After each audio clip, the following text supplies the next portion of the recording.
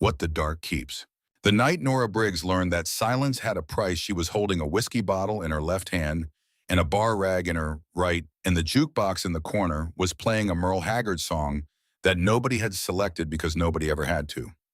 The nail played Merle on its own schedule, the way old buildings develop their own habits, something in the wiring that had been making the same decisions since 1987 and saw no reason to change.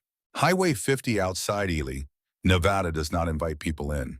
It passes through, and the people who stop do so because they need something: gas, food, a bathroom, or the particular kind of dark corner that a roadhouse provides at 11 on a Friday night when the desert outside is cold and the road ahead is long.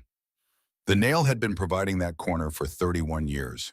It sat low against the highway's shoulder, all cinder block and corrugated metal roof, with a neon beer sign in the window that buzzed in a way that suggested it was suffering.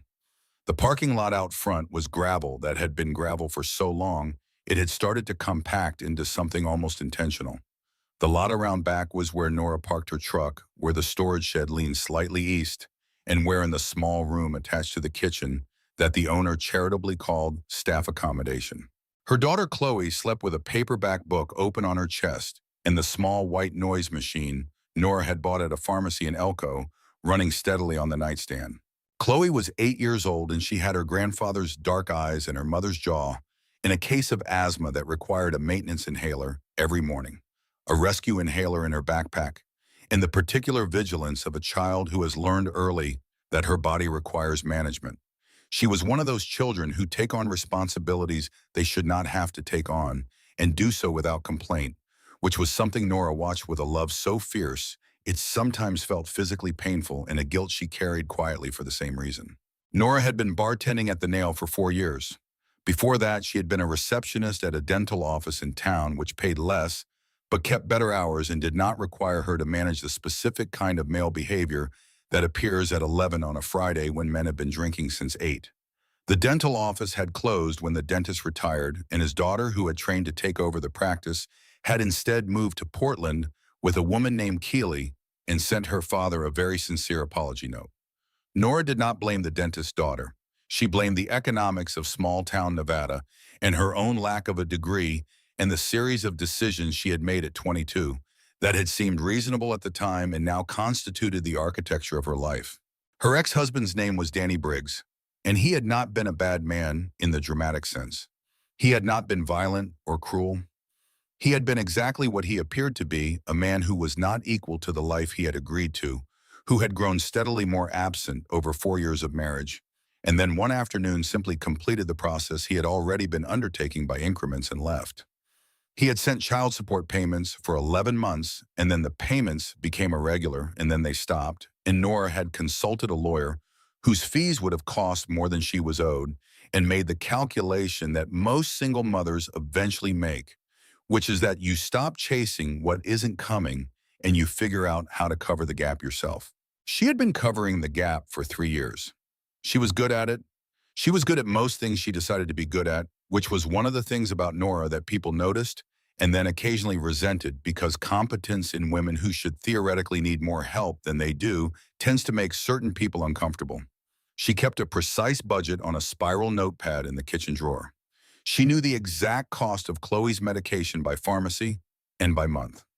She knew her rent to the dollar, her utilities to the approximate dollar, and the number of shifts she needed to cover both, with enough left over to keep the truck running and Chloe in shoes that fit properly.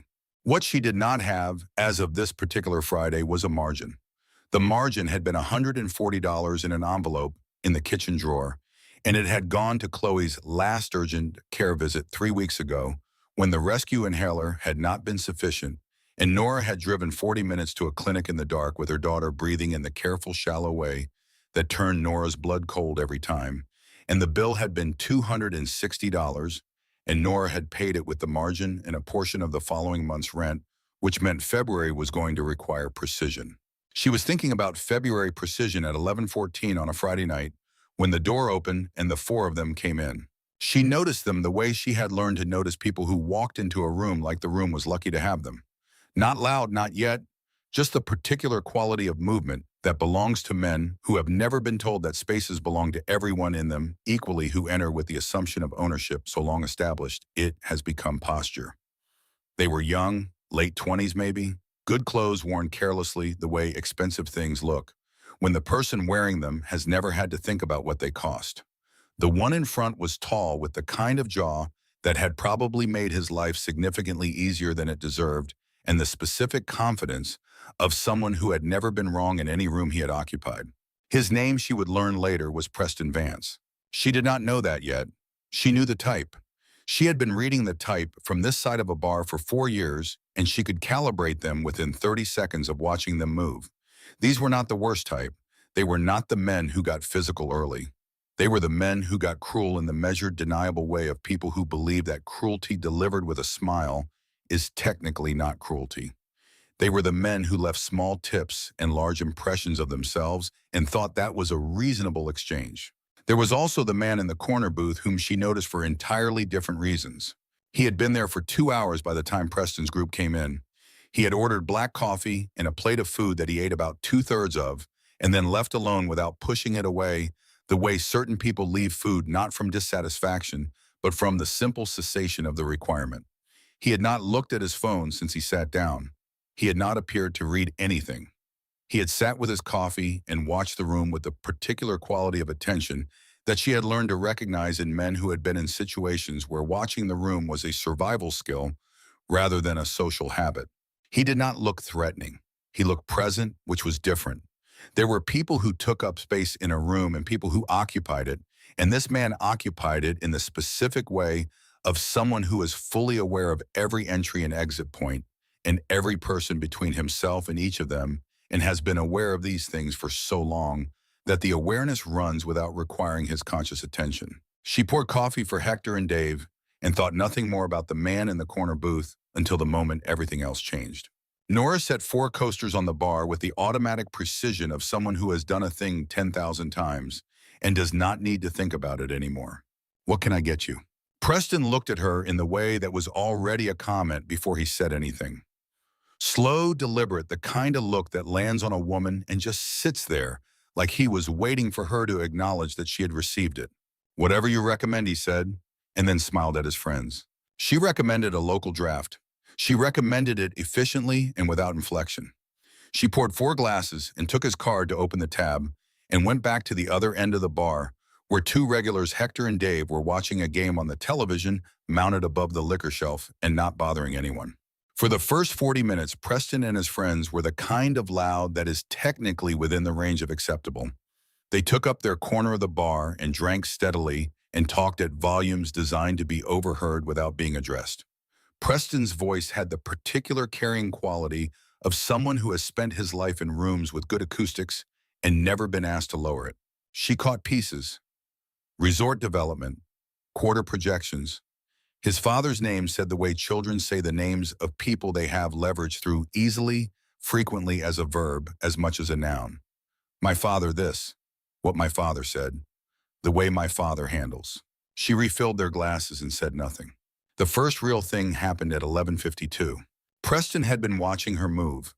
She was aware of it in the way that women in service work become aware of being watched, not through any single obvious signal, but through the accumulated weight of a gaze that does not move away when it should.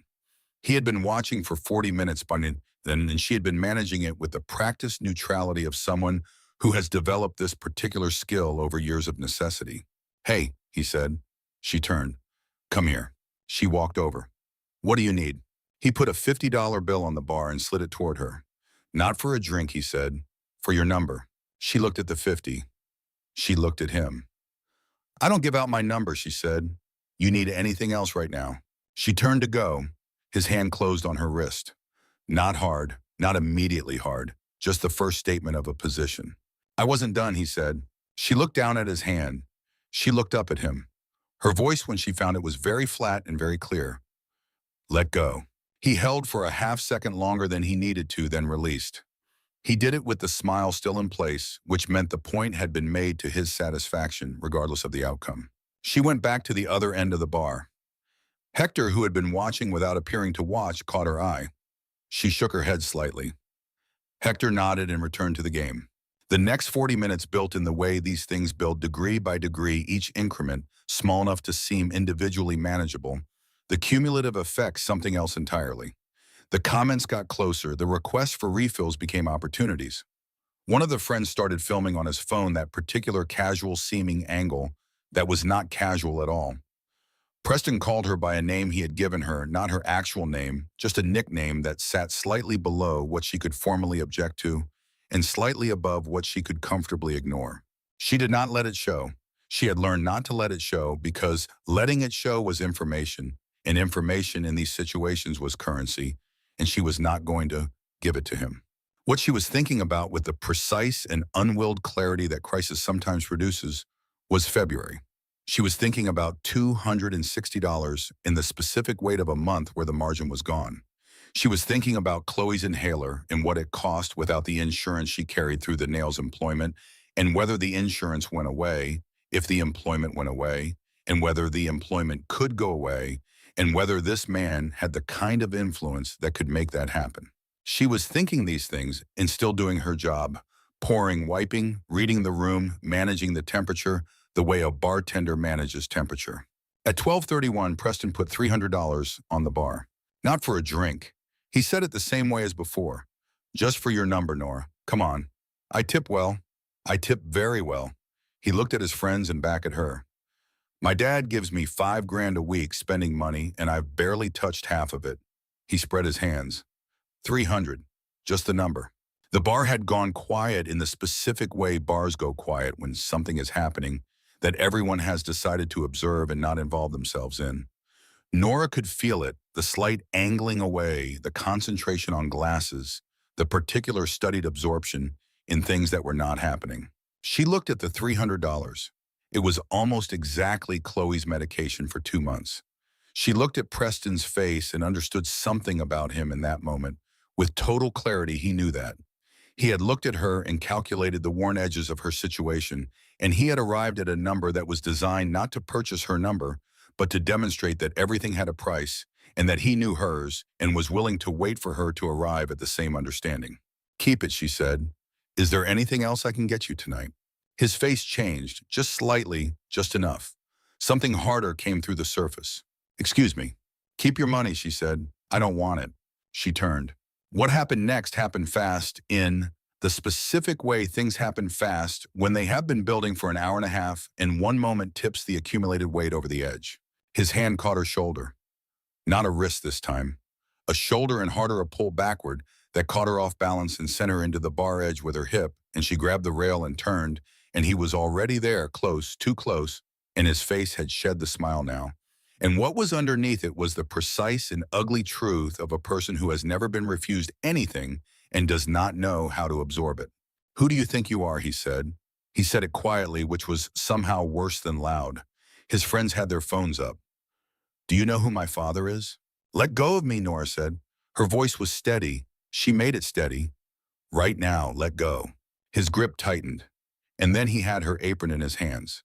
The fabric was old cheap, the kind of apron you buy at a restaurant supply store in bulk and replace when they wear through, and the tie at the back had been reknotted twice already. When he yanked it, the knot held for less than a second before the fabric gave. The sound it made was small and final, like something that had been meant to hold, deciding it was done. She went sideways into the bar stool. Her hand caught the rail. She was upright, technically, but her uniform shirt had twisted and her apron was in Preston Vance's hands, and there were 3 phones recording, and the bar was utterly silent, and every single person in it was looking somewhere else. Not one person moved. Nora stood very straight. She did not cover herself. She did not look down. She looked at Preston Vance with the specific steadiness of a woman who has been afraid before and has learned that fear disappears in the exact moment you decide it cannot afford to stay. She was aware in the periphery of her attention that something in the far corner of the room had changed. There was a man sitting alone in the corner booth. He had been there for most of the night, the kind of presence that registers without demanding registration. A coffee cup, a plate mostly untouched, a leather vest with a small iron bird stitched above the breast pocket. He was somewhere in his mid-50s, and he had the particular weathering of a man who has spent significant portions of his life outdoors and in conditions that were not comfortable. Gray threaded through dark hair, hands on the table that had done the kind of work that leaves permanent evidence. He was not looking at his phone. He had not been looking at his phone all evening. He was looking at Preston Vance. In the corner booth, Ryder Steele set down his coffee cup. The sound it made was almost nothing. The particular almost nothing of a sound that arrives in a silence, already so complete that even the smallest addition to it changes the air in the room. He stood up. He did not move fast. He crossed the bar with the unhurried deliberateness of a man who has already determined the distance between himself and the thing he is moving toward and knows exactly how long it will take to cover. Three of the men who had been watching turned their attention fully toward him as he moved. The two older bikers at the far end of the bar, who had arrived with him and sat with their drafts and their own counsel all evening, did not move. They watched. They knew better than to move when Ryder walked like that. They had seen that walk before years ago in very different circumstances, and they remembered what came next. Preston heard him before he saw him. Something in the way the bar shifted, the way even the jukebox seemed to hold itself. He looked up. Ryder stopped 3 feet from him. He did not say anything immediately. He stood there and looked at Preston Vance with the total unrhetorical attention of a man who has assessed situations under pressure for 30 years and requires no additional time to complete the assessment. Preston stared back. His face had not yet decided what expression to wear. The arrogance was still there, reflexive, habitual, but something underneath it was receiving a signal it did not have a name for yet. "You need to step back," Ryder said. His voice was low and even, not threatening in the conventional sense. Just true the way certain statements are true in a way that does not require performance. "Who are you?" Preston said. "Right now," Ryder said, "I'm the only person in this room who is going to give you a chance to do the right thing before this goes somewhere you don't want it to go." He paused. "Look at her." Preston's jaw tightened. "Look at what you just did." Preston started. Ryder waited. His expression did not change. There was no anger in his face, which was somehow more frightening than anger would have been. Anger could be argued with outpaced, waited out. This was something else. This was the patience of a man who has run out of the kind of patience that runs out and is now operating on something deeper and colder and considerably more durable. "You're going to give her that apron back," Ryder said. "You're going to apologize to her out loud in front of every person in this room who watched you do this and didn't do a thing about it. And then you're going to settle your tab and leave." The biggest of Preston's friends stood up. He was wide through the shoulders with the specific confidence of someone who has been the biggest person in rooms his entire life and has learned to rely on that as a primary argument. He put a hand on Ryder's shoulder. That hand lasted approximately 1 second on Ryder's shoulder. What happened in the following 2 seconds was not dramatic and was not slow. It was simply precise, a rotation, a controlled application of leverage.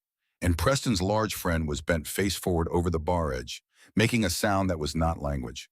And Ryder was standing in exactly the same place he had been standing, the same posture, the same expression, as though the intervention had cost him nothing at all, because it had cost him nothing at all. "Anybody else?" Ryder said. The second friend might back down. The third had his hands already up. Preston looked at Ryder with the expression of a man performing a rapid and unwilling recalculation.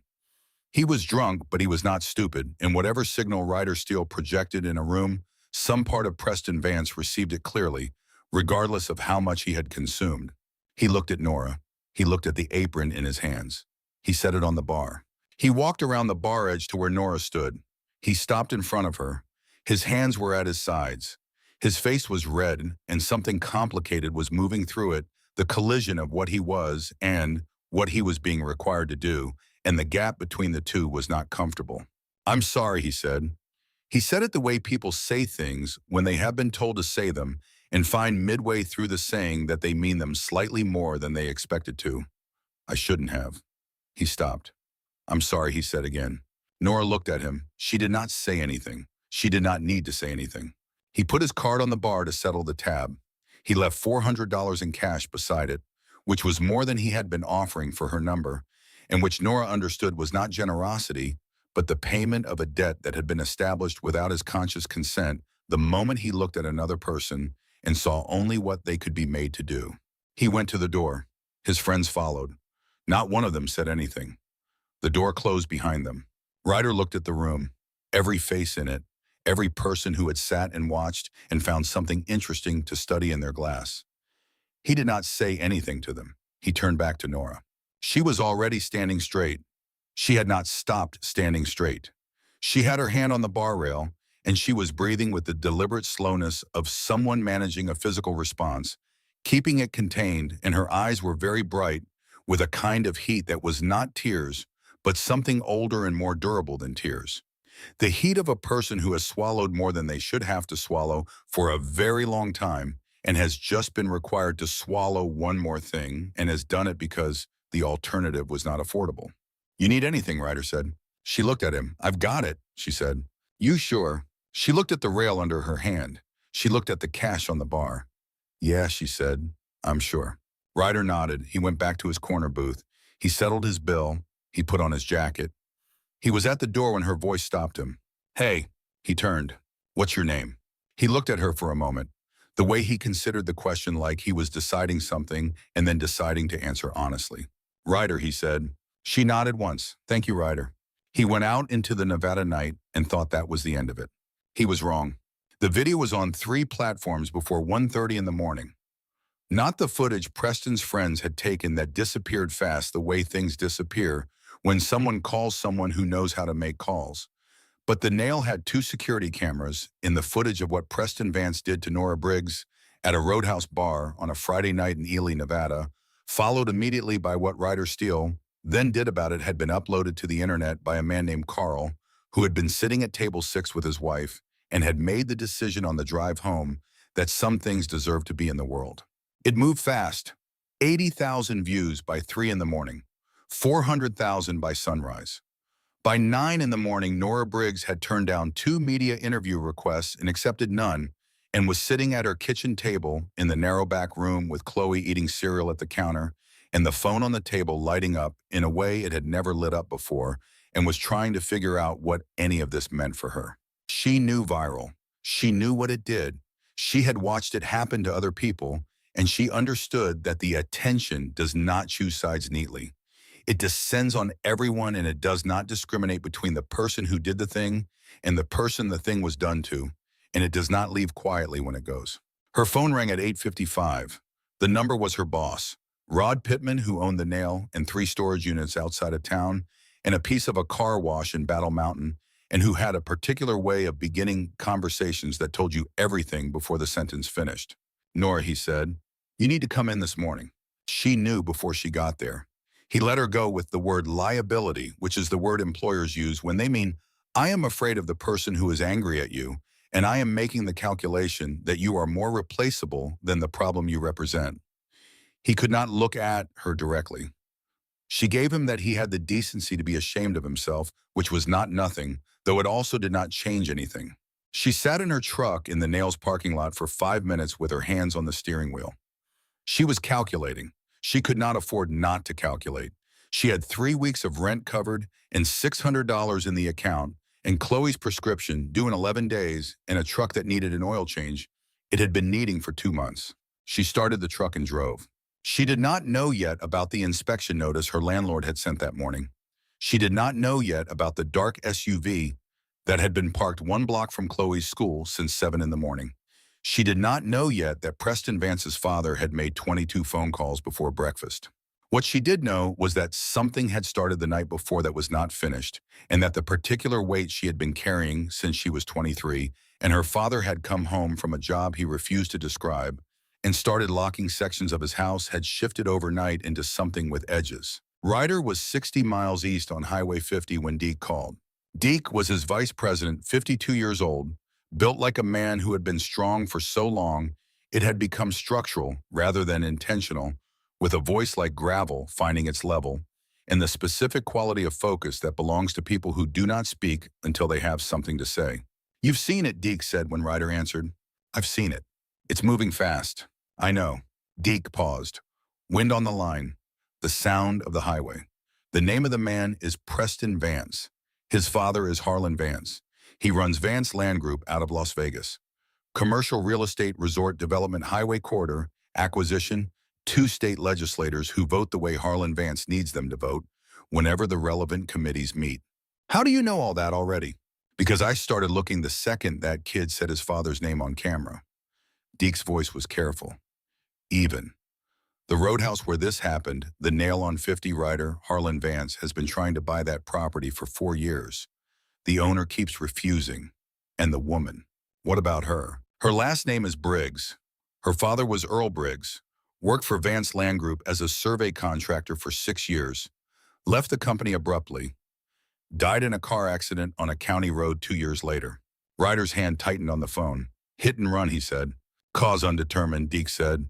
Driver never found. And Ryder? He paused. Earl Briggs, I ran the name. He was on site at the Callan property on Route 89 in October 2017. Ryder was very still on the shoulder of Highway 50. The desert stretched flat in both directions. The sky was the pale, absolute blue of high desert morning, and it meant nothing. The Callan property, he said. Adjacent to your compound, Deke said, 18 months before the fire. The fire that killed Ryder's wife. The fire that killed his daughter. The fire that the state investigation had listed as cause undetermined and that Ryder had spent 7 years carrying as the specific and permanent weight of a thing that had happened to him that no one had ever answered for. Silence on the line. Long enough that Deke did not fill it because Deke understood that some silences were not empty. She does not know any of this, Ryder said. It was not a question. She is a bartender who just lost her job, Deke said. She has a daughter. She does not know anything. Ryder looked at the highway ahead of him. Then he looked in the mirror at the direction he had come from. I'm turning around, he said. Figured, Deke said, and hung up. Ryder sat on the shoulder for another moment. He thought about a woman standing at a bar rail at 12:31 in the morning, with her spine straight and her jaw set and her eyes bright with a heat that was not defeat and would not be. He thought about Deke's voice saying the Callan property. He thought about 7 years of riding without direction and arriving somehow at a roadhouse on the specific stretch of highway where all of it had started. He did not believe in providence. He had seen too much to believe in the organized mercy of the universe. But he believed in the structure of things, in the way events accumulated into patterns if you were willing to stand back far enough to see the shape, and the shape of what Deke had just described was not coincidence. He turned the bike around. He sat on the shoulder for a moment before he opened the throttle. Not from hesitation, from the particular deliberateness of a man who has learned to account for what he is about to do before he does it, because the life he had led for the first half of it had required that accounting, and the habit did not leave when the circumstances changed. He thought about his wife. She had been a journalist, not the kind that appeared on television or covered the events that people chose to cover because they were visible and safe. The kind that went toward the things that were not safe because the things that were not safe were the things that needed to be covered. She had understood that and chosen it, and he had understood her choice, even when it frightened him, which was most of the time. He had not been there when it mattered. He had been 2 states away on a run that had seemed important enough at the time, and he had been living with that specific weight ever since. Not just the grief of the loss, but the specific irresolvable weight of the absence at the moment when his presence might have been the thing that changed the outcome. He could not resolve that. There was no resolution available. There was only the choice made daily about what to do with what remained. He opened the throttle and rode west through the desert morning, back toward Ely, back toward the first thing in 7 years that had felt like it required him to be specifically himself in a specific place, rather than simply anyone moving through. In a hotel suite in Elko, Nevada, Harlan Vance was eating breakfast with the specific, unhurried deliberateness of a man who eats every meal like it is a business meeting, which is to say with utensils held correctly and no wasted motion, and the quiet confidence of someone who has not had to wait for anything in a very long time. He was 65 years old, Harlan Vance, and he did not look it. He was trim careful with the silver hair of a man who had decided that silver could read as distinguished rather than old if you carried it correctly, and he carried it correctly. He wore a pressed shirt and no tie, the precise calculation of a man who understood that projecting power in casual settings required the removal of exactly one formal element while retaining all the others. His assistant had briefed him on the video at 7 in the morning. He had watched it twice the second time with the sound off, studying the faces. He had watched Preston's performance with the quiet internal accounting of a father who has spent 26 years measuring the gap between what his son should be and what he is, and has made his peace with the fact that the gap will not close on its own. Preston was not cruel by design. He was thoughtless in the way of men who have grown up inside structures so thoroughly insulated from consequence that consequence itself has become abstract. You could educate that out of a person. You could correct it over time. It required patience and the willingness to make a lesson out of a mistake. Harlan Vance intended to have that conversation with his son at a later time. The immediate matter was different. The bartender's name was Nora Briggs. His assistant had that within 2 hours. Her father was Earl Briggs, which was the name that arrived in Harlan Vance's consciousness with the particular weight of a thing you have been watching from a distance for a long time and have been managing with reasonable care and have been hoping was fully handled. Earl Briggs had worked for Vance Land Group for 6 years. Earl Briggs had been present during the acquisition processes for 11 separate properties along Highway 50. Earl Briggs had resigned without notice and had refused to answer 2 subsequent calls from Harlan's operations director. 14 months later, Earl Briggs had died on a county road in what the sheriff's office had listed as a hit and run by an unknown driver. What Harlan Vance knew, which the sheriff's office did not know, was that Earl Briggs had not been as careful with his professional observations as his employment contract had required. What Harlan Vance had suspected, which he had managed as suspicion rather than confirmed knowledge for 4 years, was that Earl Briggs had kept records. Now Earl Briggs's daughter was on the internet. Her face was on every platform connected to a story about his son. She had been fired from her job because Harlan had made 2 calls, and Rod Pittman at the Nail was a man who understood how the world worked. That was containable. What was not yet clear was what she had, what her father had left her, if anything, what she knew, if anything. Harlan set down his coffee. He sat at the table for a moment looking at nothing in particular, which was the thing he did when he was thinking seriously. He had a reputation among the people who worked for him for this specific quality of stillness, the silence of a man processing information rather than avoiding it. His operations director, who had been with him for 12 years, had learned to read the length and quality of these silences as a measure of the seriousness of whatever he was considering. A 15-second silence meant he was deciding. A 30-second silence meant the situation required resources. What had just happened, which had produced a silence of over a minute, meant something was being fundamentally reconsidered. The video was a problem in the way that most problems were problems, not because of the event itself, but because of what the event made visible. Preston's behavior at that roadhouse was not exceptional. It was the predictable output of a young man who had grown up watching his father manage the world with sufficient money and sufficient leverage, that the world had always reorganized itself around his preferences. Preston had absorbed that lesson the way children absorb lessons from parents completely unconsciously and without the ability to distinguish between what was being modeled and what was true. The problem was not Preston. The problem was the woman, and the problem behind the woman and the question of what the woman's dead father had kept. Harlan picked up the phone that went to Garrett. "Be discreet about it," he said. He hung up. He finished his breakfast. He looked out the window at the desert highway 20 stories below and felt the particular cold steadiness of a man who has managed problems for 30 years without being touched by them and sees no structural reason why this one should be different. Nora found the note on her windshield when she came out of the grocery store at 2 in the afternoon. Not a ticket, not a flyer. A piece of paper folded once with her name on it. Her full name, Nora Jean Briggs. Her middle name was not on anything public.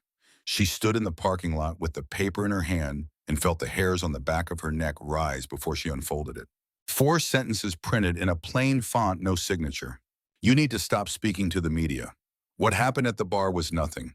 Your daughter walks to school alone every Tuesday and Thursday. What can happen to a child is not nothing." Nora read it twice. Then she looked up slowly and looked at the parking lot the way you look when you know you are being watched and might still be. Cars in their rows, a woman loading bags, an older man near the cart return. Nobody watching, nobody obvious. She got in her truck and locked the door. Her hands started shaking about 30 seconds later. Not from fear, though fear was present. From the specific rage of a woman who has done everything she was supposed to do to keep her life manageable and still ended up in a parking lot reading a note about her child. She had not spoken to any media. She had refused both interview requests. She had posted nothing. She had been in the way. She was always careful to be exactly as small and quiet as the situation required. It had not been enough. She pulled out her phone. She had one number given to her through the roadhouse cook who had gotten it from one of the regulars who had gotten it from the man who had left with the other two bikers the previous night. She called. It rang 4 times. "Yeah," said the voice. "Deke." Flat unhurried. "This is Nora Briggs," she said. Her voice was steady because she made it steady. "From the bar last night. I got your number from Calvin. She stopped, started again. "I got a note on my car. About my daughter." Deke was quiet for a moment. The kind of quiet that is not absence, but assessment. "Where are you?" "Parking lot of the Ridleys on Main." "Don't go home," he said. She almost said something. She didn't. "Is Chloe at school?" "She's at school until 3. Leave her there for now. She's safer in a building with people than at home. Drive to the Roadhouse. Stay inside. Stay where people can see you." "You said don't go home. The Roadhouse is next to my home." "Roadhouse first," he said. "Ryder's 20 minutes out." "Ryder's coming back." A pause short, the pause of someone who has said the amount they intended to say. "He never really left," Deke said.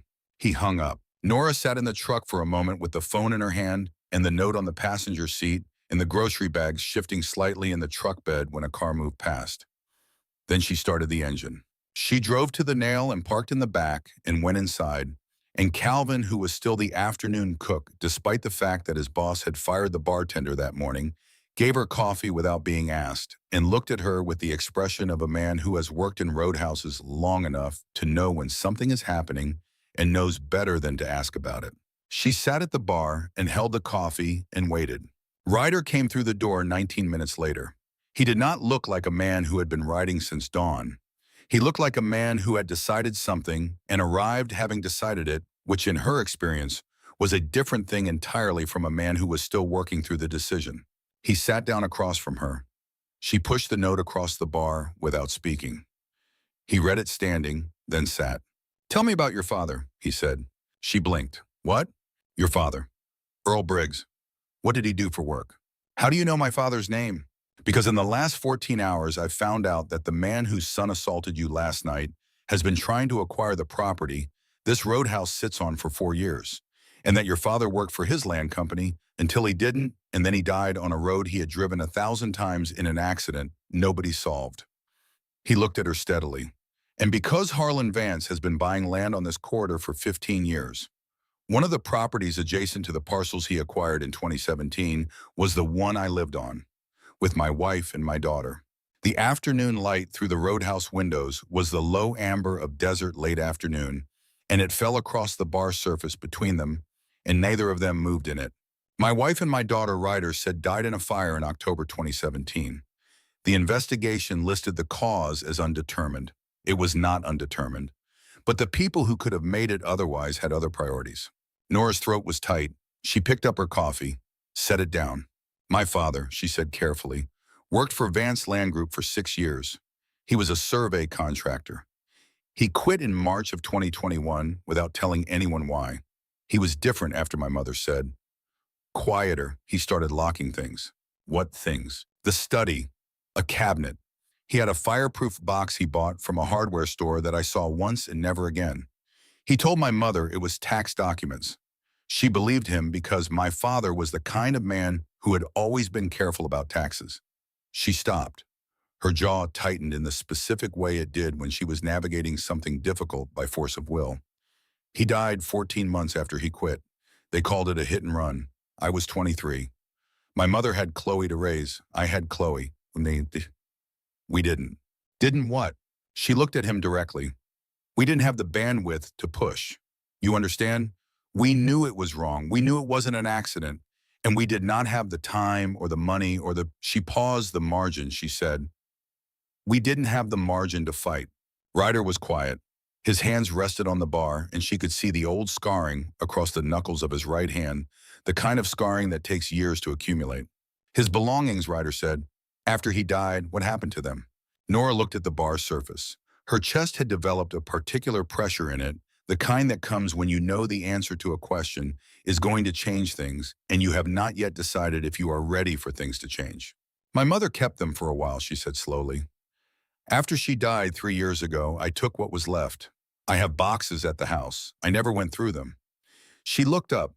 "I kept meaning to go through them when Chloe was older." Ryder looked at her for a moment. "Then, you need to go through them today." She stared at him. "Right now." "Right now," he said, Because the person who left that note on your windshield is not going to wait for you to be ready. A beat. Why are you doing this, she said. You don't know me. You stopped in for a coffee last night. He was quiet for a moment in the way she was beginning to understand was his version of consideration. Not hesitation, consideration. The deliberate holding of a thing before answering. 7 years ago, he said someone I loved found out something about a powerful man. He paused. She did not have anyone standing with her when it went wrong. He looked at his hands. I have been living in the consequence of that for 7 years. He met her eyes. I am not going to sit in a corner booth again. Nora looked at him. She understood from the specificity of what he had not said that the answer to her question was also the answer to a much larger question, and that the two answers were connected in a way that neither of them had fully mapped yet. She pushed back from the bar. The boxes are at the house, she said. I need to get Chloe from school first. He nodded. I'll follow. Chloe had taken one look at Ryder when they picked her up from school and delivered the specific, unadorned assessment of children who have not yet learned to veil their observations. He looks like he's been in a lot of fights. He, as Nora said. Did he win? Ryder, who had been listening, said, mostly. Chloe considered this. She nodded with the gravity of someone filing a piece of data in the appropriate folder. Then she climbed in the truck and spent the drive home reading a library book about ocean ecosystems with the easy absorption of a child who finds the world endlessly interesting when it is not being immediately threatening. The boxes were in the back of Nora's bedroom closet, 3 of them cardboard taped and sealed. She had moved them twice without opening them. Each time she had looked at the tape, yellowed and slightly brittle now, and thought, not yet. Not until Chloe is old enough to understand. Not until I have the time to do it properly. Not until I'm ready. She stood in her bedroom with Ryder behind her and Chloe in the doorway of the hall and felt the weight of not yet resolve into now, in the specific way things resolve when circumstances take the decision out of your hands. She opened the first box. Tax files, client folders, survey contracts organized alphabetically, precisely the way her father had organized everything. Nothing immediately obvious. She moved to the second box. More folders older. Project documentation. Property surveys for parcels she did not recognize the names of. The third box was different. Heavier. She cut the tape and folded the top back and found not files but other things. A laptop old, the screen cracked diagonally. A small zipper pouch, the kind used for travel documents, combination locked. A manila envelope with her name on it in her father's handwriting. Her full name, Nora Jean. The handwriting precise and careful and somehow formal in the way it almost never was. Like he had written it knowing it would be the last thing he wrote to her. She looked at the envelope for a long moment. Ryder was very still behind her. She opened it. Inside a key, small, the kind for a padlock, and a single index card with 2 lines in her father's handwriting. Fireproof box is in the storage unit on 6th. Lock combination is Chloe's birthday +1. I am sorry I could not tell you this in person. You will understand why I couldn't. She turned the index card over. On the back, in smaller handwriting, if you're reading this, I'm gone. Trust the man who finds you first. Nora turned the index card over. Yes, ma'am. She read both sides again. She put it down on the nightstand. She looked at Ryder. He was reading over her shoulder, and his face had the quality she had seen in it once before briefly, the quality of a man absorbing something that landed in a place that had been waiting a long time for something to land there. Your father knew you would need help, he said. Nora looked at the card again. Trust the man who finds you first. It could have meant anything, she told herself. It was written by a man who was afraid and running out of time and was trying to give her something useful without knowing the shape of what she would face. She looked at Ryder Steele. 54 years old, Iron Vulture's MC, former Army Ranger, a man her father had never met but had somehow in his careful and frightened way anticipated. Or it could mean exactly what it said. Where is the storage unit? Ryder asked. She was already standing. The storage facility on 6th was the kind of place that existed in every small Nevada town, a row of corrugated metal doors, on a lot fence with chain link, run by a man who knew her father and had kept the unit in family access after his death because he was that kind of man. The unit was number 14. The padlock was a combination model 4 digits. Chloe's birthday +1, her father had written April 7th, so 0408. The lock opened on the first try. Inside was everything her father had locked away: the fireproof box, a small document case, 3 additional labeled boxes of files. And on top of the fireproof box, in a sealed plastic bag, held with rubber bands, the notebook. Black and white speckled cover. The kind you buy for $1.50 at a pharmacy. The kind her father had used for everything from grocery lists to professional notes, because he believed in the simplicity of paper for things that mattered. She picked it up, held it in both hands. Her father's handwriting covered every page. Dates, numbers, property identifiers, names she did not recognize. Names she did recognize: a county assessor, a state senator she had voted for twice, which landed in her chest with a specific unpleasant weight.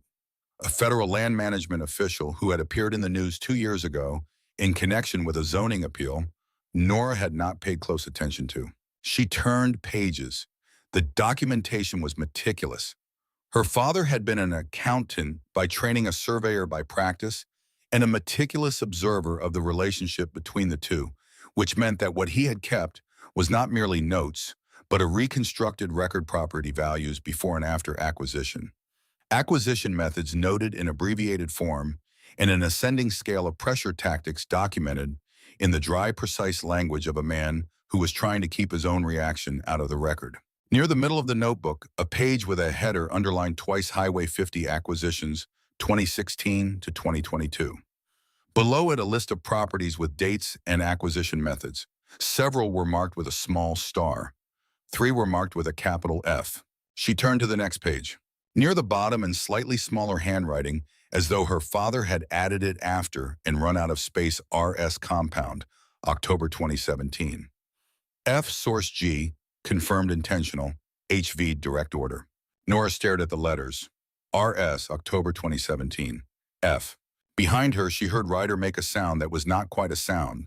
The smallest possible involuntary response to something that had been waiting 7 years to be confirmed on a page. She turned. He was reading over her shoulder, and his face had gone to the absolute stillness of a man receiving information he has been living on the other side of for so long that the confirmation of it feels not like a shock, but like a door finally closing on a room he has been trying not to look into. She said his initials, carefully. He did not answer. He did not need to. Her father had known. Her father had been on that land. Her father had documented what happened to the steel compound, to the fire that killed Ryder's wife and daughter, and he had locked it away and died on a county road before he could decide what to do about it, and the man who had ordered all of it had been buying land on this highway for 15 years and was now looking for what Earl Briggs had kept. "We need to move," Ryder said. His voice was very controlled, every word placed deliberately. He pulled out his phone. "I know a place," he said. "Somewhere safe. I need you and Chloe to come with me tonight." Nora looked at the notebook in her hands. She looked at the storage unit shelves, the careful, frightened preservation of a man trying to leave something behind that would matter. She thought about February. She thought about the oil change and the medication and the margin that was gone. Then she put all of that aside, because the margin did not matter if Chloe was not safe, and the note on the windshield had made one thing very clear.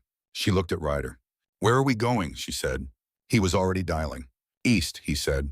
The Iron Vultures compound sat 42 miles east of Eloy on a stretch of desert road that did not appear on the navigation app Nora used on her phone and was not supposed to.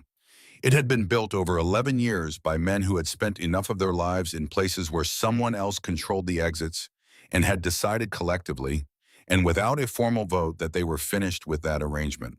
From the highway, it looked like nothing. A gravel turnoff marked with a reflector post. A quarter-mile of access road that curved behind a low ridge. And then the compound itself, a main garage structure large enough for 12 bikes, and then some 2 outbuildings, a main house that had been added to incrementally over the years as need required, and around all of it, a perimeter fence that was not decorative. Above the main garage bay door, painted in red letters that had been there so long, they had faded to the color of old brick. "You're safe here." Nora had been prepared for something from a movie. She had been gripping the door handle of Ryder's truck the whole way from Ely, cataloging her own fear with the same precision she brought to her monthly budget, identifying it, categorizing it, deciding what she could afford to let it cost her. She had expected dark, loud, men who looked through you. She found 12 men who between them held 4 Purple Hearts, 2 Silver Stars, 1 kidney transplant, and a combined total of 19 years in V. a waiting rooms that had never given them what they deserved. She found a hand-lettered sign she had not expected. She found a woman named Carla Deek's wife, silver-haired and 61, who had the particular calm authority of someone who had seen every category of emergency and found none of them as disorienting as people expected, who took one look at Nora and Chloe standing in the compound yard with a cardboard box between them and said, "Kitchen's in the back. I made chili. Sit down before you fall down." Chloe ate 1.5 bowls. She asked Carla 3 questions about the dog-eared paperback on the kitchen counter, which turned out to be a mystery novel, and they discussed the genre with the serious engagement of 2 people who took reading seriously and recognized that quality in each other. Within 20 minutes, Chloe was at the kitchen table with her own book and Carla's reading glasses, which were too large for her face and which she wore anyway with the serene practicality of a child who identifies a solution and implements it. Nora stood at the main table in the garage and spread her father's notebook open and did not eat anything. She had been to many places in her adult life that had claimed to be safe without meaning it. The urgent care clinic that told you not to worry until they handed you a bill you could not pay. The landlord's apartment viewing with its too bright smile and its list of restrictions that only made sense later. The job interview where the man across the desk never once looked above her collarbone. She knew the performance of safety the way it was deployed as a marketing tool, a reassurance designed to get you to lower your guard before the real situation became apparent. The compound did not perform. The sign above the door had been painted by someone who was not thinking about how it looked to visitors. It had been painted because someone meant it, and the meaning had soaked into the paint over the years the way meaning does, when it is genuine, becoming not brighter but more real, less visible from a distance and unmistakable up close. She looked at the notebook. She looked at the names her father had written in his careful accountant's hand. She looked at the dates beside the acquisition entries and calculated the way she always calculated what those dates meant in terms of the people who had been living on those properties when the code complaints started, when the insurance claims arrived, when the pressure became something that could not be managed. There was a family with 3 children listed in one margin note, a notation relocated, no destination recorded. She read it and felt the specific weight of a person who has been a single mother in a state that does not make it easy to absorb a sudden dislocation, and imagine the specific version of that weight multiplied by 3 children and the particular helplessness of having nowhere recorded to go. Her father had written it down. He had not been able to stop it. He had written it down and locked it away and died 14 months later, and the family with 3 children had gone somewhere without a destination recorded, and Harlan Vance had continued buying land. She turned the next page and the next. Ryder stood at the far end with Deke and 2 other senior members. Bull, who was 60 years old and built in the way the name suggested and communicated primarily through the angle of his head and the particular quality of his silences. And priest Conrad Weaver, 58, who had been an army chaplain for 14 years before he came home and found that civilian life had not saved space for him the way it had promised to, and who now handled what the club referred to quietly as their community operations, which included a food bank connection in Ely and a rotating veteran support arrangement that the members did not advertise because advertising it would have changed what it was. Priest had a voice like water, finding the bottom of a well low measured, shaped by years of delivering information that could not be softened. He turned the notebook pages with deliberate care. He documented everything Priest said. He was not stating an opinion. He was completing a calculation. Account transfers, property acquisition chronology, bribe payments described in the shorthand of a man who needed the record to exist, but also needed it to be deniable if it was found before he intended it to be found. He turned to the Highway 50 section. Cross-reference with county code violation filings, insurance claim dates. He turned another page. 3 properties he has marked with F. He turned the notebook toward Ryder. Each F entry has a date and an adjacent notation. Look at this one. October 2017. F source G confirmed, HV direct order. The room was quiet. Bull looked at the entry, then at Ryder. Deke looked at the entry and then at the wall behind Ryder, which was the way Deke processed information that had emotional weight. He looked at something neutral and gave himself a moment. Ryder was already looking at the next page. His face was the flat, controlled surface of a man managing something large and choosing not to perform it. "Who is G?" Nora asked from the other end of the table. Nobody answered immediately. Then Ryder said very quietly, "Garrett." He looked up. His eyes were steady. He used to work county code enforcement, lost the job in 2015 for evidence irregularities. Vance Land Group hired him within the year. He has been running ground operations for Vance for 9 years. Your father, Ryder, said to Nora, had a source inside Vance's operation, someone who confirmed the fire was intentional, someone who knew the direct order came from Harlan Vance. Nora had her hands flat on the table. She was looking at the F notation and the date and trying to hold the full weight of what she was looking at. Her father had known. He had been employed by the man who had ordered a family killed. He had documented it. He had carried it for years. And then he had died on a county road. He tried to walk away, she said. He thought if he disappeared quietly, we would be safe. He was protecting you, Carla said from the kitchen doorway. Gentle, direct, the way women say the hard things when the men are still processing. He is gone, Carla said. And you are not, she nodded at the notebook. So the question is not why he did not tell you. The question is what you do now. The room held that for a moment. From the kitchen, Chloe's voice, precise and 8 years old, asking Carla whether the mystery novel had a sequel. Carla answered without looking away from Nora. 3 of them. All good. Then she looked at Nora and waited. Nora straightened. She looked at Ryder. She looked at the notebook at the locked document case from the storage unit, which Torres Ryder's contact in Reno, a former federal analyst who had left the Bureau on his own terms and kept the useful parts of what he knew had confirmed by phone likely contained digital backup material. What do we do with it, she said, not asking, thinking out loud the way she planned, methodically accounting for obstacles. Ryder said, we make copies, multiple copies. We get them to people who cannot be pressured into destroying them. We get the locked case open and we see what your father kept on the drive inside. And we do all of this tonight before Harlan Vance finishes figuring out what you have. He paused. Torres can be here in 3 hours. He has a contact at the FBI field office in Las Vegas, an agent named Mora, who has been building a financial crimes case against Vance Land Group for 2 years. She has been missing the source material. Nora looked at the notebook. That is the source material, she said. That is the foundation of it, Ryder said. Yes. Okay, she said. She said it the way she had said let go at the Roadhouse the previous night, quietly with finality, like the word was the announcement of a decision already made rather than the making of it. Torres arrived at the compound at 10 that night with a toolkit and a hard case, and the particular unhurried confidence of a man who has opened harder things than a locked document pouch in worse conditions than a garage in eastern Nevada. He was 50 years old and built narrow with close-cropped gray hair and the careful, observant quality of someone who had spent years in rooms where reading people accurately was a professional requirement. He had the pouch open in 28 minutes. He extracted a small drive, plugged it into an air-gapped laptop he had brought himself, and pulled up the contents with the slow deliberateness of someone who had learned not to rush the first look at something that might be significant. Your father was thorough, Torres said. He was an accountant, Nora said. She was sitting beside him. He was more than that. Torres scrolled. 9 years of documentation.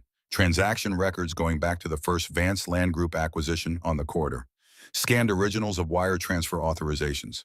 Correspondence between Harlan Vance and 2 county officials about zoning variances that were purchased rather than approved. He stopped scrolling, and here, he leaned forward slightly. He has a recorded conversation. The room went entirely still. Nora looked at Torres. She looked at the laptop screen. She was aware of the particular quality of silence that had descended on the garage, the silence of 9 or 10 men who have been in difficult situations before and know the feeling of a moment that is about to change the shape of everything. She was also aware of her own breathing, which had become deliberate in the way it became deliberate when she needed to keep herself together for something. She had been managing her breathing for 36 hours. She could manage it a little longer. Play it, Ryder said. Torres looked at Nora. She nodded once. The recording was 7 minutes long. The audio quality was good, the professional quality of a small recorder placed deliberately rather than a phone propped against something. Her father's voice, first controlled and careful with the slightly formal precision of a man who was recording himself for posterity and wanted the record to be clear. And then the second voice. Nora had heard Harlan Vance speak twice in news coverage. The voice on the recording was unmistakable, smooth, measured with the particular register of a man who is never uncertain because uncertainty is a condition he has arranged his life to eliminate. You know what you have is incomplete, Harlan said on the recording. You know that anything you think you can prove, I can answer. I have resources, Earl. You have a daughter to raise. Her father's voice. I have everything, Harlan. All of it. The acquisitions, the payments, the fire on the steel property. A pause, long enough to be a response in itself. What do you want? Her father, I want to give it to someone I trust and walk away. I want to disappear from your life and you from mine. I want my daughter left alone. I want this to be finished. Another pause. You should have come to me sooner, Harlan said, and then the recording ended. 4 months after that recording, Earl Briggs had died on a county road. Nora was not crying. Her face had the particular quality of a person receiving the confirmation of something they have always suspected and have been simultaneously hoping and dreading to have confirmed, because confirmation means that the thing is true and was always true and cannot now be untrue, and the grief in that is a different kind of grief from the grief of not knowing. She looked at the table. She looked at her hands. He tried to make a deal, she said. He thought if he offered to disappear, he would be allowed to. She looked up at Ryder. Harlan Vance has never faced a real consequence, she said, in 30 years. Not one thing that actually cost him anything. Ryder met her eyes. He will, he said. How? Her voice was not pleading. It was the direct tactical question of a woman who had been doing math since she was 23 and was now doing it again with different numbers. He has lawyers and politicians and resources, and we have a notebook and a drive and a recording that his legal team will argue the provenance of for 6 months while he moves money and destroys anything we missed. We do not go to his lawyers, Ryder said, and we do not go to the county sheriff who has been cashing his checks for a decade. We go direct. He looked at Torres. Sandra Mora at the FBI field office. Torres was already reaching for his phone. She has been building toward Vance for 2 years, Torres said. She has been missing source documentation. He held up the drive. This is source documentation. Call her, Ryder said. Nora looked at the table while Torres dialed. She looked at the notebook, the drive, the recording now playing in her memory. She looked at the room around her, these men who had come to a compound 42 miles from anywhere, because something in their lives had required them to build a place that answered to nobody but themselves and had decided quietly and without announcement to make that place available to people who needed it. She thought about her father sitting across from Harlan Vance, in whatever room that recording had been made in. She thought about the specific courage it had taken to press the record button and to say, I have everything, Harlan. She thought about him going home afterward to her mother and to a version of herself she barely remembered, 14 years old, and completely unaware, and sitting down to dinner and not saying a word. The grief in that was not simple. It had layers. It had the layer of the father she had lost, and the layer of the years she had not understood, and the layer of the thing he had done that was more than she had known how to ask for, and less than enough to save himself. She was still the person who would have to carry it. That was not going to change. But she was carrying it now with more of the shape of it visible, and that was different from carrying a weight you cannot see. Torres hung up the phone at 11:43. The look on his face told Ryder everything before he said a word. Mora is moving tonight, Torres said. She wants Garrett in a room within 6 hours. Nora looked at the drive. 6 hours. Ryder, she said, you need to come outside. The truck had been at the end of the access road for 35 minutes before Bull noticed it. No plates visible, covered or removed, impossible to tell in the dark. No movement. Engine running, lights off. Just sitting there at the edge of the compound sightline, like something waiting for a decision to be made. Ryder stood outside with Bull and Allie and looked at it. The desert night was cold and clear and very quiet, and the kind of quiet that makes sounds carry farther than they should. Could be nothing, Deke said. He said it without inflection, which meant he did not believe it. How many, Ryder asked? At least 2 in the truck. Bull's voice was low. His head tilted slightly in the way it did when he was processing spatial information. He was looking in the other direction toward the east side of the property where the terrain dropped toward a shallow wash. His head came up. Second vehicle, east side, came in quiet. They are boxing us, Deke said. Ryder turned and went back inside. He did not run. Running communicated panic, and panic spread. He walked with purpose, and the men who saw his face straighten and the room shifted temperature the way rooms do when the people in them understand simultaneously that something has changed. We have company, Ryder said. 2 approaches east and west. Torres pulled everything off that laptop to the drive And get the drive to Nora now. He looked at Carla. Take her and Chloe to the back room, the one with the second exit. He looked at his men. Nobody acts until I know what we are dealing with. We are not starting anything tonight, but we finish it if it comes to that. Nora heard him from the hallway. Chloe is already with Carla, Ryder said before she could speak. The drive goes with you. If this goes wrong, you go out the east exit. You keep going. There is a town 2 miles that direction. You call Torres's number. You keep that drive away from these people. She looked at him. The sound of gravel outside closer now. The sound of engines. Go, he said. She went. What happened in the following 9 minutes was not the kind of thing that looks the way it looks in movies, where the choreography has been designed for visibility and the pacing accommodates an audience. This was fast and specific and left no space for observation. The men who came for the Iron Vultures compound that night were not local. They carried equipment they had no legal authorization to carry in Nevada. They came with the coordinated approach of professionals who had been briefed on the layout and expected limited resistance. They had been given accurate information about the number of people inside. They had been given inaccurate information about what the people inside were capable of. The encounter lasted 7 minutes. 3 of the men who came for the compound left the compound with injuries sufficient to require hospital attention. One Iron Vultures member, Hatch, 62 years old and a veteran of 2 foreign deployments, took a blow to the left shoulder that cracked his collarbone. He went down, he got back up. He continued with one arm. Nobody who saw it forgot it. Ryder encountered the man directing the operation at the east perimeter. The man was broad and gray-haired and carried himself with the specific bearing of someone who had once been a law enforcement officer and had then moved into a category of work where the law was a variable rather than a constraint. He stopped when he saw Ryder. Something moved through his face that was not quite surprise and not quite guilt, but was in the vicinity of both. Garrett, Ryder said. The man's jaw tightened. His hand was at his side, not reaching for anything. Not yet. The fire, Ryder said. October 2017. You were there. Not a question. Garrett breathed. I followed orders. He said it the way people say things they have rehearsed saying and still cannot make sound acceptable. I did not know. They told me the property was empty. My wife and my daughter, Ryder said.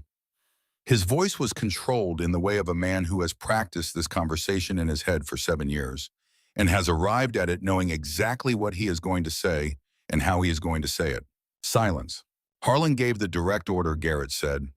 The words came out low and fast like a man releasing weight he has been carrying too long. I have my own records. I kept everything. I knew something like this would come eventually, and I needed something to protect myself. Ryder looked at him for a long moment. You give all of it to the FBI, he said. Tonight, everything you have, every detail of the fire, every order you followed, every name. Garrett nodded, once slowly. The nod of a man who has been looking for a door and has just been shown one, even if the door leads somewhere costly. Tonight, he confirmed. Inside the compound, Torres was on the phone with Agent Mora in Las Vegas. In the back room, Nora sat with the drive in both hands and Chloe sleeping against her shoulder. The child's breathing the slow and total unconsciousness of someone who had finally run out of adrenaline, and Carla in the corner chair, with her eyes open watching the door. They sat that way for 40 minutes. The compound settled back into quiet. Nora listened to the sounds and understood from their quality that the immediate crisis had passed and that a different kind of crisis was beginning, the kind that does not end in 9 minutes, but in courtrooms and hearings, and the slow grinding machinery of federal investigation. Ryder came to the back room at 12:20. He knocked before opening. She noticed that. He knocked. Mora is moving tonight, he said. Torres put everything in front of her, and the recording alone is enough for a federal warrant. She wants Garrett in a room within 6 hours. Nora looked at the drive. 6 hours. She handed it to him. He looked at it in his palm. Small, smaller than his thumb. My father kept this for years, she said. He died for it. It sat in a storage unit on 6th Street. It means something now, Ryder said. Only if it gets to Mora. It gets to Mora, he said. She looked at him. Her father's note was still in her coat pocket. She was aware of it the way you are aware of things that have weight without being heavy. Who else knows we are here, she asked. The question arrived in the quiet of the back room with more weight than she had intended it to carry, and she saw Ryder receive it. Saw the fraction of a second in which something landed in him, not alarm, but the cold arriving certainty of a man whose experience tells him that the answer to that question is never the comfortable answer. He kept his face even. "Get some rest," he said. "I will be outside." He walked back into the main room and found Deke standing apart from the others with his arms crossed and a look on his face that Ryder knew from 15 years of reading that face in conditions where the reading mattered. "Wade," Deke said. "One word, just the name." Ryder said nothing. "I went back through the timeline," Deke said, keeping his voice low. "The truck outside was positioned 18 minutes after you outlined the plan. Not 20, not 30, 18. Nobody outside this compound knew the plan before you described it in this room. And Wade was in the hallway when you laid it out." He looked at Ryder. He volunteered for perimeter watch 20 minutes after the meeting. Very eager, very sudden. "Where is he now?" "Garage, east side." Ryder walked to the garage. Wade was 27 years old, patched in 6 months ago, the youngest member by a decade. He was sitting on an overturned crate near the side door with the specific quality of stillness that belongs to men who are practicing looking casual and cannot make it natural. He looked up when Ryder came in. His face did the thing faces do when the body understands it has been seen. Ryder stopped in front of him. He did not raise his voice. He did not adopt a position designed to intimidate. He simply occupied the space directly in front of Wade with the total unrhetorical attention of a man who requires nothing more than that to establish the nature of what was happening. "Tell me now," Ryder said. "All of it, right now. Because what comes next depends entirely on whether I hear it from you first." Wade lasted 4 seconds. Then he broke fast and completely the way people break when they have been holding something alone and someone with the right kind of authority gives them permission to put it down. It came out in a low, rapid, miserable recitation. The debts he had accumulated at a casino in Wendover over 8 months, the amount he approached from a man he understood to be connected to Vance, the money that had appeared in his account the same day the subsequent request for information, the text he had sent tonight. He said it all without being prompted, the words arriving in the order they had been sitting in him waiting. When he finished, Ryder said, "What exactly did the last text say?" Wade swallowed. "That you had documents, that the woman had a notebook, that you were running protection at the compound." "Did you tell them about Torres?" "No, I did not know about Mora. I swear I did not know they were going to send people. But you knew something would happen." Wade's jaw worked. "I told myself it would just be information, that they just wanted to know where she was and they would leave it alone." "Did you believe that?" A pause that contained its own answer. "I needed to believe it," Wade said. Ryder looked at him for a long moment, long enough for the weight of the evening to fully arrive on Wade's shoulders. Then he said, "Get up. You are going to sit in the main room where Deke can see you. When the federal agents arrive, you are going to tell them everything you just told me.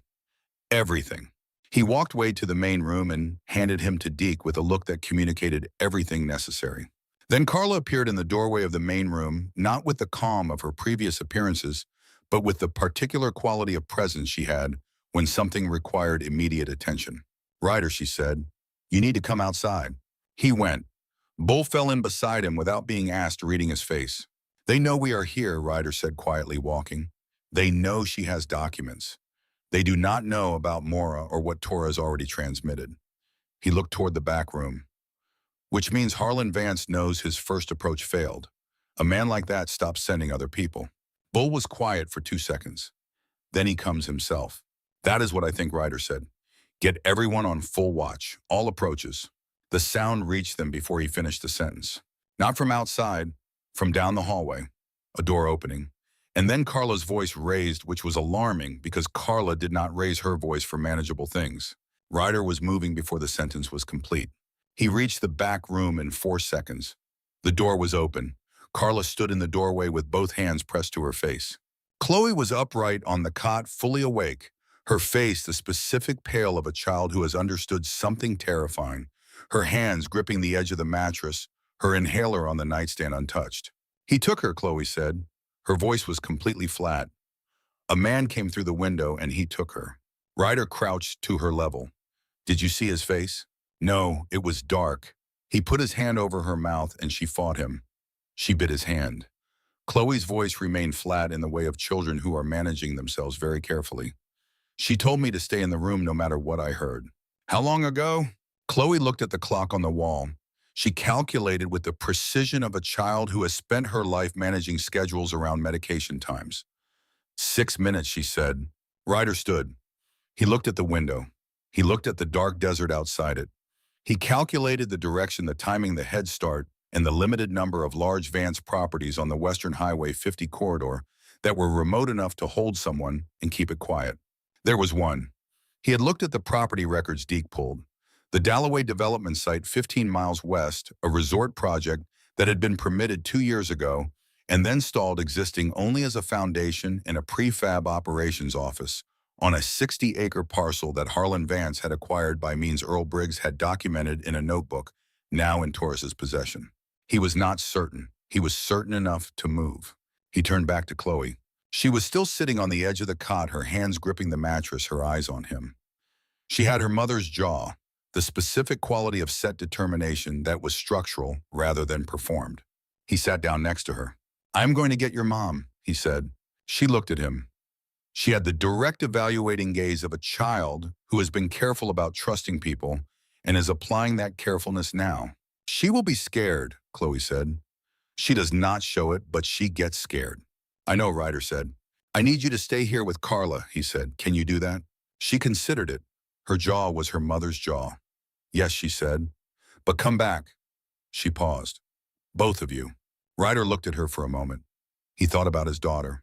He thought about the specific weight of the photograph.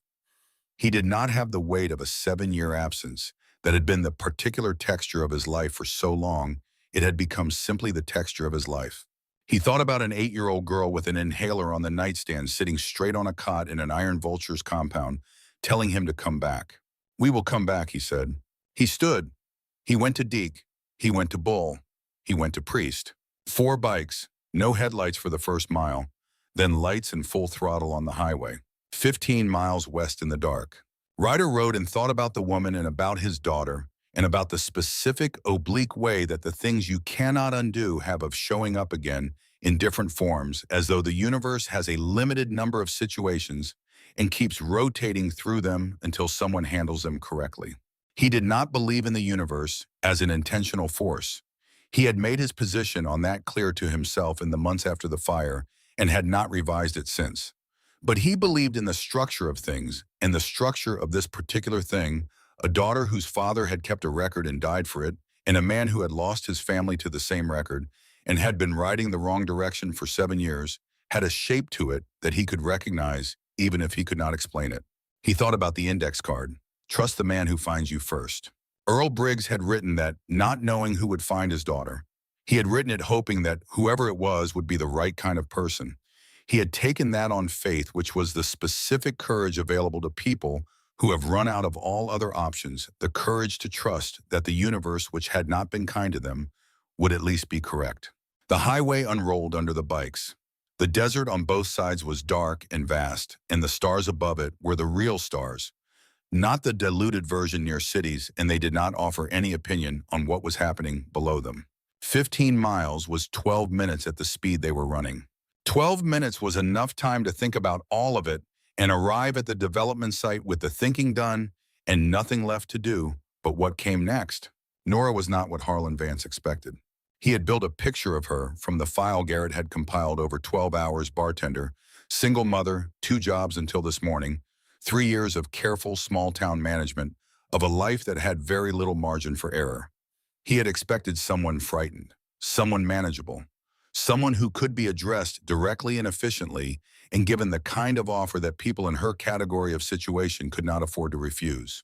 The woman sitting in the operations chair of his development site's prefab office at 1 in the morning was straight-backed and still and looked at him with eyes that reminded him uncomfortably of someone who had already decided something. He did not show the discomfort. "You are Earl Briggs's daughter," he said. Nora said nothing. "He was a good surveyor," Harlan said. "Reliable, meticulous." He paused, turning a glass of water slowly in his hand. He made the mistake that careful people sometimes make. He confused documentation for power. "He was right," Nora said. Harlan looked at her. His expression recalibrated slightly, the small adjustment of a chess player encountering an unexpected move. "Where is the drive?" he said. "Not here." "Where is it?" "With someone you cannot reach." She met his gaze. "It is already moving. You are already too late. You just do not know it yet." He turned to the window. He looked out at the dark desert. Nora used those 3 seconds. The woman who had brought her a bottle of water 20 minutes ago, one of Harlan's operations staff, a younger woman of about 30, who had looked at Nora when she set down the water bottle, with something in her face that was not entirely absent of conscience, had set her phone on the chair arm beside Nora's zip-tied hands. Whether she had done it deliberately or carelessly, Nora did not know. She had made a calculation based on what she had seen in the woman's face, and she had acted on it. She had the phone in her zip-tied hands before Harlan turned back from the window. She found the camera. She switched to video. She found the live button, the button she knew from watching other people at other dull moments used for birthdays and county fairs, and she pressed it. She set the phone on her knee screen up facing Harlan. 1 bar of signal. It would have to be enough. Why Highway 50, she said. He turned back to her. He looked at her. He looked at the question. And Harlan Vance, 65 years old, worth $400 million untouched for 30 years, did the thing that powerful men who have operated without consequence for a long time always eventually do when placed in a room with someone they believe cannot use anything they say against them, he explained himself. He talked about the corridor, the resort development plan, 15 years in the making, 40 miles of Highway 50, converted from working-class highway stops and small farms into a premium destination development, the kind of thing that required land acquired quietly and cheaply and did not accommodate the complications introduced by people who declined to sell. He talked about the methods. He spoke of them with the flat practicality of a man who considers inconvenient people an engineering problem rather than a moral one. Code complaints, insurance pressure, the families who left, the few who had not left voluntarily. He talked about the vision of it, the resort strip, the casino development, the hotel properties he had been planning, each one positioned along the corridor, with the specificity of a man who has been living with a map in his head for 15 years and has memorized every square mile of it. He talked about it the way certain men talk about their ambitions, when they believe the audience cannot use the information, with the serene total conviction of someone who has decided that what he wants is the same as what should happen, and that the people in the way of it are simply misunderstanding the direction of history. He mentioned the families who had been pushed out using the passive voice, the construction of a sentence that describes an action without a subject, the grammatical equivalent of something that happened to people rather than something that was done to them. He mentioned the properties that had been cleared. He said cleared the way you say cleared when you mean burned or pressured or dismantled by the systematic application of regulatory harassment until the people living on them had no energy left to continue the fight. He mentioned fires. He used the passive voice the way people use the passive voice when they want to acknowledge an action without claiming it. Structures that were cleared. Situations that were resolved. Nora kept her face neutral. The phone on her knee kept recording. 1 bar. She did not know if the signal was holding. She did not know if anyone was watching. She knew Harlan was still talking, so she kept him talking. She thought about the notebook, about the F entries and the dates and the neat, careful handwriting of a man who had been trying to tell the truth with the only tools available to him, and had paid for that with his life and had not been able to make it matter while he was alive. She thought about her daughter's face in the back room at the compound, upright and pale and holding herself together with the specific stubbornness she had from both sides of her family. She kept Harlan talking. The journalist, she said, 7 years ago, the woman on the Steele property. The temperature of the room changed. She felt it. Harlan looked at her with a different kind of attention now. Still assessing, but the assessment had changed in character. That was not my intention, he said carefully. But it happened. There are situations, he said, that develop in ways that are not entirely. He stopped. Managed. She had a daughter, Nora said, 6 years old. Silence. The first real silence of the conversation. The silence of a man who is not capable of feeling what a decent person would feel in that moment, but is capable of recognizing that it is a liability. Who else knows you are here, he said. The door opened. Ryder came through it the way he had crossed the floor of the roadhouse without announcement, without theater moving, with the total and specific purpose of a man who has located what he came for and is closing the distance. 2 of Harlan's men moved. Bull and Priest, coming through behind Ryder, handled both of them. The sounds that followed were brief and conclusive and left both men on the floor alive, which Ryder had specified on the ride over. Harlan backed up until he hit the wall. He looked at Ryder Steele, the man whose family he had arranged to have killed in October 2017, whose name he had read in a security file 48 hours ago, whose face he had studied in a grainy, still image pulled from a roadhouse security camera, and for the first time in 30 years, Harlan Vance felt the specific cold of a man who has run out of space between himself and a consequence. "Wait," Harlan said. Ryder crossed the room to him. He did not hit him. He took Harlan by the collar of his pressed shirt and he held him against the wall, and he looked at him from 8 inches away and said nothing. Just looked. The way you look at something you have been carrying for 7 years. "My wife," Harlan started. "Don't," Ryder said. "I can give you." "I do not want anything from you," Ryder said. His voice was very controlled, each word exactly where he placed it. "I want you to still be breathing when the federal agents get here. That is the only thing I want from you right now. And I need you to understand exactly how much effort that is costing me." Harlan stopped talking. Ryder stepped back. He crossed to Nora. He pulled the folding knife from his pocket and cut the zip tie with one clean motion and held her arms steady as she stood because she had been sitting rigid for 90 minutes and her legs required a moment. She held up the phone. "One bar, still live." "How long?" Ryder said. 13 minutes, she said. He looked at the phone, then at her. "You got him on camera," he said. "He likes explaining himself," she said. "Outside vehicles. Multiple moving fast from the highway. Not motorcycles. Engines that belong to large vehicles moving with the authority of people who have legal standing and are not uncertain about using it." Deke appeared in the doorway. "Federal," he said. "4 vehicles. Mora must have been already heading this direction when Torres called." Torres appeared behind him. He looked at Nora. He looked at the phone. He looked at the live stream counter in the corner of the screen. The viewer count was climbing past 60,000, past 70, still climbing, the number ticking upward with the specific speed of something that had found its audience and was not finished. "That is going to be on every news platform in the country by morning," Torres said. "Good," Nora said. Outside vehicle doors open.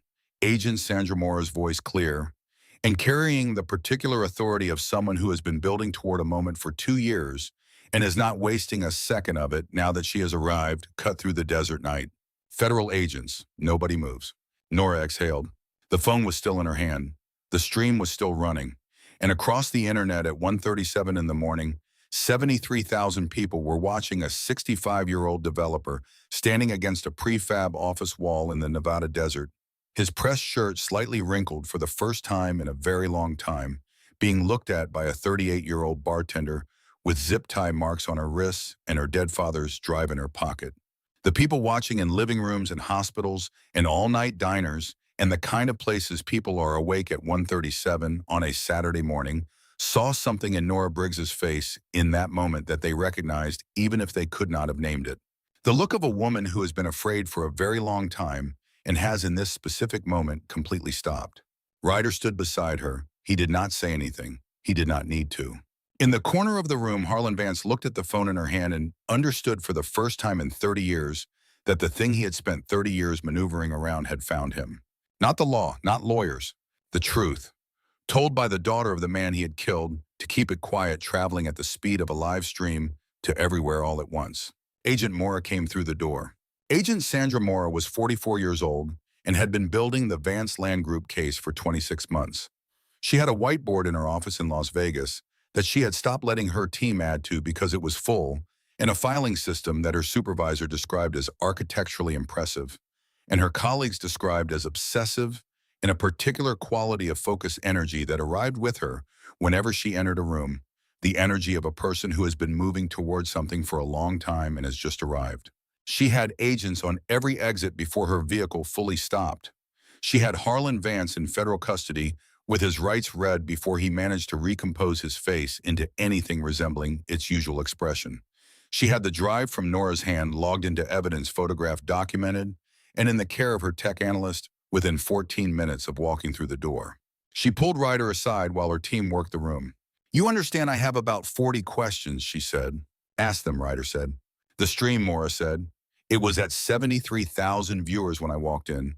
It is at 340,000 now."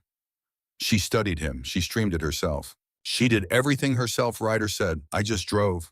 Mora looked at him with the expression of someone deciding how much of what she was being told was intended to be taken literally. Then she said, "Garrett." My people picked him up 20 minutes ago. He is talking. She paused. He has not stopped.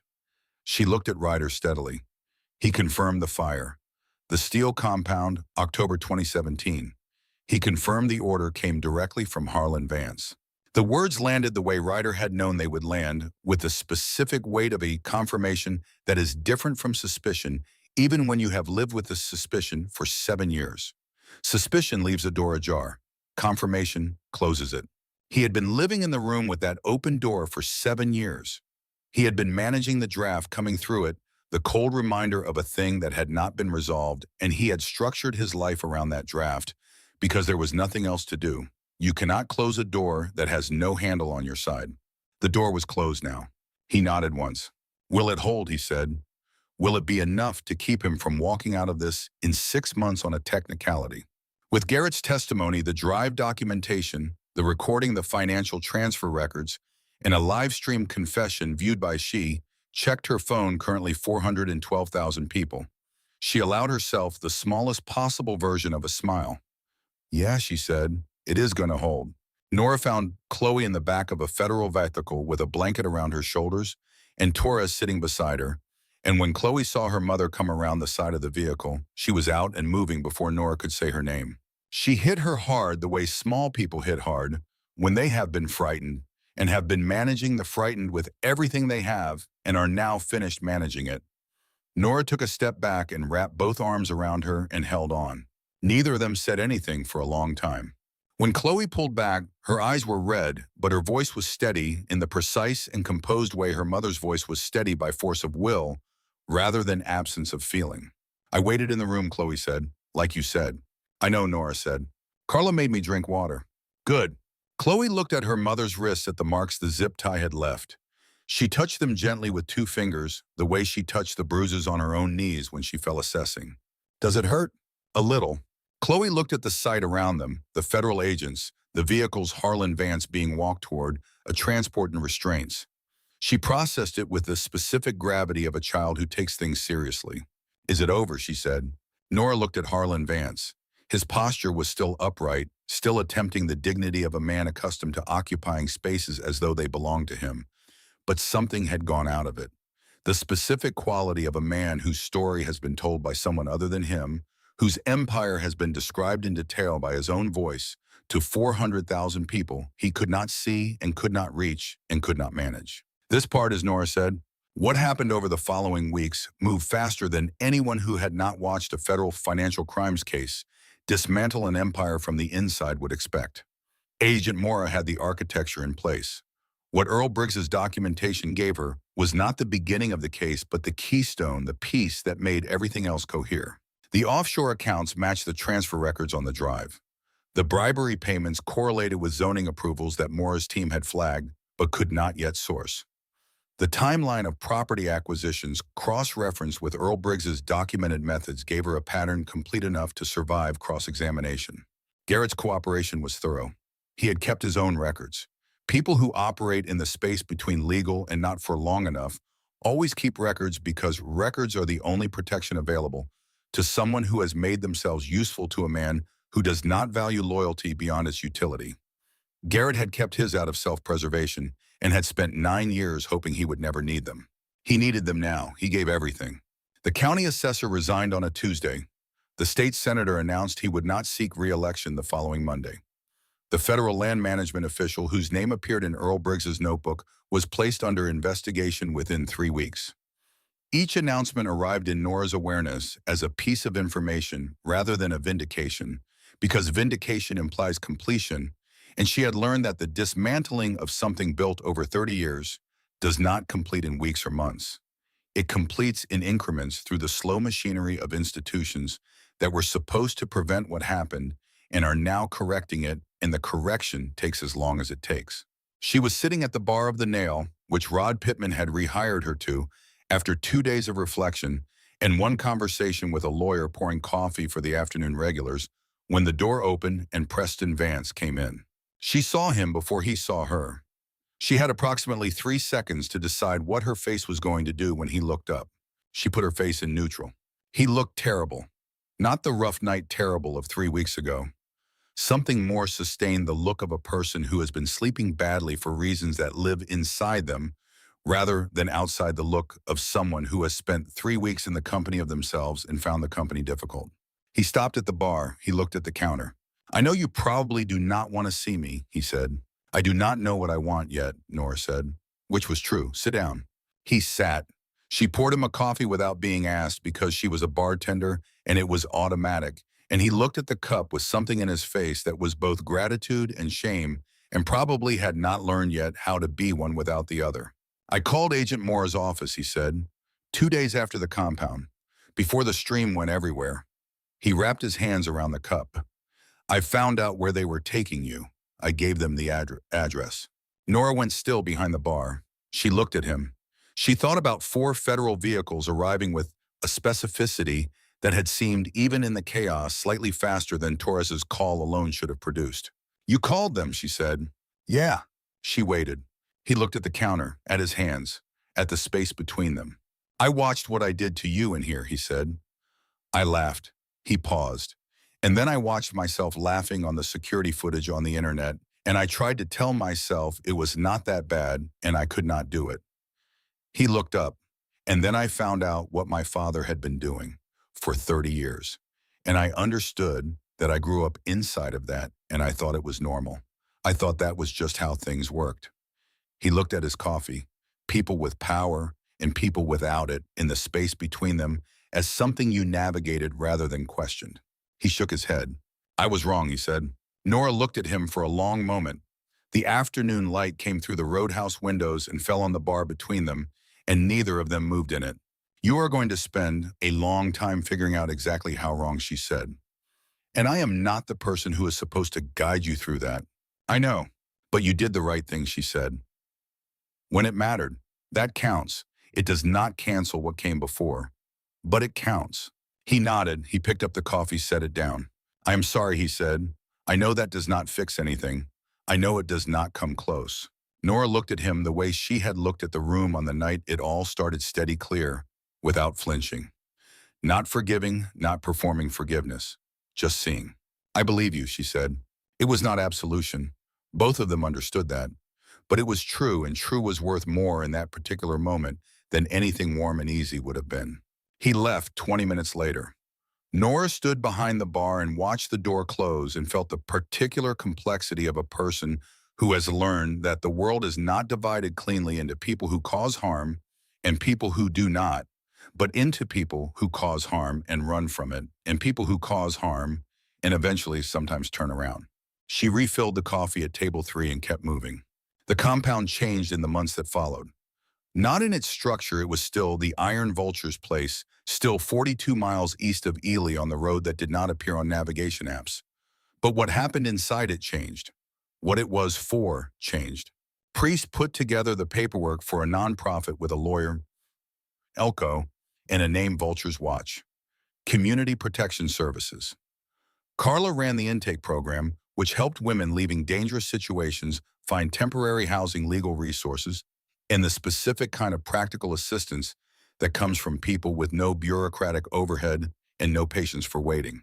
The program worked because Carla ran it the way Carla ran everything, with the precise, unsentimental care of someone who has been paying attention to what people actually need for long enough that she no longer confuses what they say they need with what will actually help them. She did not give speeches about empowerment. She helped women fill out paperwork. She called landlords. She drove people to appointments when the bus didn't go where the appointment was. She kept a folder of local resources that she updated every 3 months because resources changed and outdated information was worse than no information. Within the first 6 months, she had helped 32 women through situations that the official support systems would have taken 3 to 6 months to address if they had addressed them at all. Priest said at the first meeting of the Vulture's Watch Board of Directors, which took place at the long table in the compound garage on a Thursday evening over chili and cornbread, I think we built something here that was supposed to exist a long time ago. Nobody disagreed. Torres helped connect them with the FBI's Victim Services Network, which gave them reach the club alone could not have had.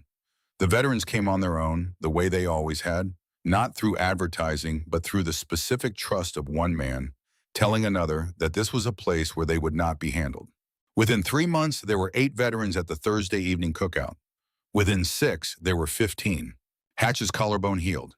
He complained about the physical therapy with impressive creativity and attended every session without missing one, which everyone pretended not to notice. Wade testified at his federal hearing. He received a reduced sentence for full cooperation, 8 months in county and 2 years of probation. When he came back, the garage was not the same place it had been when he left it, not because of what he had done, but because of what had happened since, and because places change when the people in them change what the place is for. Deke told him he had 2 options: earn it back or do not come back. Wade stayed. He earned it slowly, without ceremony, without anyone making a speech about it. In January, Nora started the prerequisites for nursing school at Great Basin College.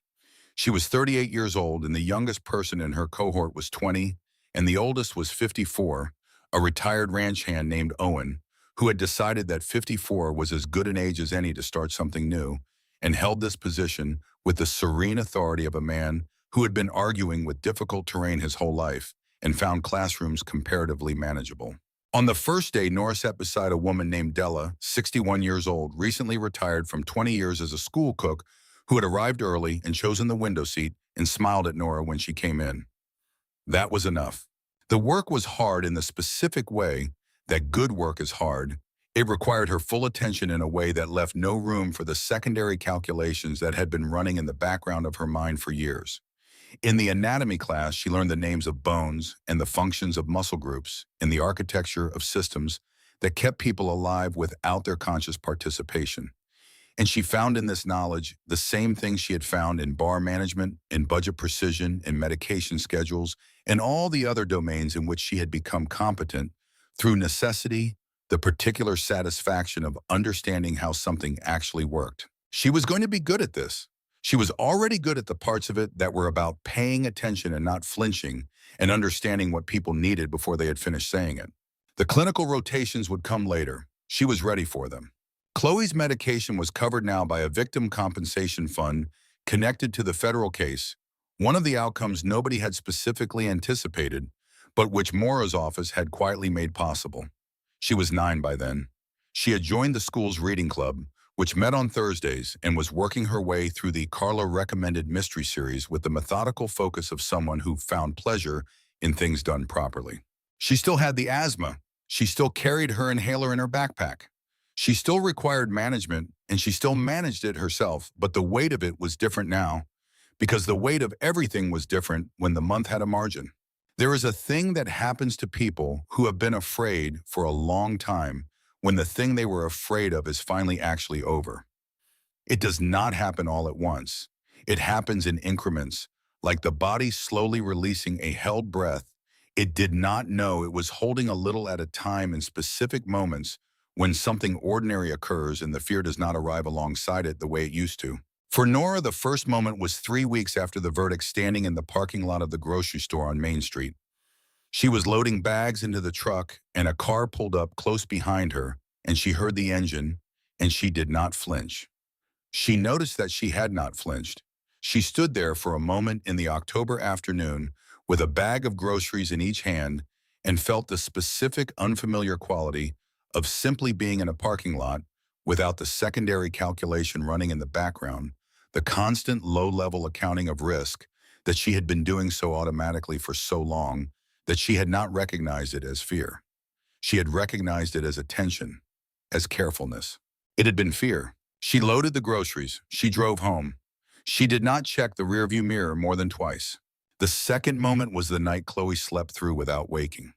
She had been waking once or twice a night since the compound, coming to Nora's room doorway and standing there, not crying, not speaking, just standing, and Nora would say, "I'm here," and Chloe would go back to bed. They had not discussed it directly. They both understood what it was, the body processing something it had not been able to process in the moment, doing the work at night that daylight was too full of other things to accommodate. The night Chloe slept through, Nora woke at 3 in the morning to silence, and lay in the dark and listened to the silence, and felt something in her chest that she identified after a moment as relief.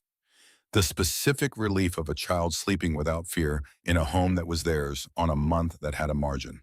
The third moment was the conversation. She had it with Chloe on a Saturday afternoon in November, the two of them driving back from the compound on Highway 50 with the heater on and the windows fogging slightly at the edges. Chloe had been reading in the back seat and had put her book down and said with the directness she had from her mother and had been using more freely since the summer mom. Yes. Are you scared anymore? Nora thought about it. Honestly, the way she had always tried to answer Chloe's honest questions honestly, because she believed that children deserve the truth calibrated for their understanding rather than reassurance calibrated for adult comfort. Sometimes she said, about different things, not the same things. What different things? School. Whether I am going to be good enough at it. Are you? I think so. I have to keep going to find out. Chloe considered this. She looked out the window at the desert going past. I am not scared anymore, Chloe said. About the man. She paused. I was for a while, but I am not now. I know, Nora said. Carla said it was okay to be scared after Chloe said that it did not mean anything bad was going to happen. It was just the body doing what it needed to do. Carla is right, Nora said. I know, Chloe said with the particular confidence of a child who has identified a trustworthy source and intends to use it. She picked her book back up. The desert ran past outside, the heater ran, the highway ran. The radio played something quiet and old that neither of them turned off. They drove home. Nora called Ryder on a Tuesday evening in March. How was school, he asked. Hard, she said. Good hard. The kind where you go home tired because you learned something, not because you survived something. That is the right kind, he said. How is the compound? Full. He said it with something in his voice that she had not heard in the early days, something that had settled in him like a level finding its true position. Priest is talking about expanding the intake program. Carla already has 14 women on the housing wait list. He paused. Bull got a dog. Bull got a dog. Enormous. He has absolutely no idea what to do with it. She laughed, an actual laugh, the kind that surprised her slightly when it arrived. I am coming out Saturday, she said. I have something for you. A pause. You do not need to drive all the way out here for that. I know I do not need to, she said. I want to. She found him on Saturday where she had somehow known she would find him outside the garage in one of the old wooden chairs, watching the desert sky go through its evening colors. The Nevada desert at sunset committed entirely extravagant reds and golds, and the particular deep orange that appeared for exactly 11 minutes before the blue came in from the east and took everything. Carla had put a second chair beside his. She had done it without being asked because she anticipated things and because she had made her own assessment of the situation over the past 4 months and had arrived at conclusions she kept to herself and expressed only in the form of small, practical actions like the placement of a chair. Nora sat down. She had an envelope on her knee, and she did not hand it to him right away. They sat in the quiet for a while. The desert was cold and clear, and the kind of still that is only possible 40 miles from the nearest traffic. Torres heard from Maura last week, she said. Harlan's legal team is trying for a plea arrangement. She is declining. She is going to trial. Good. Garrett is confirmed as the primary witness for the prosecution. His testimony is solid, Maura says. The kind that does not shake under cross-examination because people who have been carrying guilt for a long time know every detail by heart. Ryder nodded. His eyes were on the horizon. I got the final accident reconstruction report, Nora said. About my father. She stopped, took a breath. They confirmed it was not an accident. The vehicle that struck him was a deliberate strike. They have the model from paint transfer evidence. Garrett confirmed the rest. She looked at her hands. So now I know, she said. Does it help? She held the question for a moment. The honest question asked without performance or pity, the question of someone who has had his own version of now I know and knows what it does and does not do. I do not know yet, she said. Ask me in a year. He nodded. She picked up the envelope. I talked to the detective who originally handled your family's case. He is cooperating with the federal investigation now. He confirmed that evidence photographs from the original scene were preserved in the archive. She held the envelope out. I requested copies. I thought you should have them. Ryder looked at the envelope. He did not reach for it immediately, a man preparing himself for something making room for it. Then he took it. He opened it slowly and slid out the photograph inside. It was a photograph of two people, a woman with dark hair, and the kind of laugh that comes through even in a still image, and a small girl of 5 or 6 sitting in the woman's lap with her arms around her mother's neck.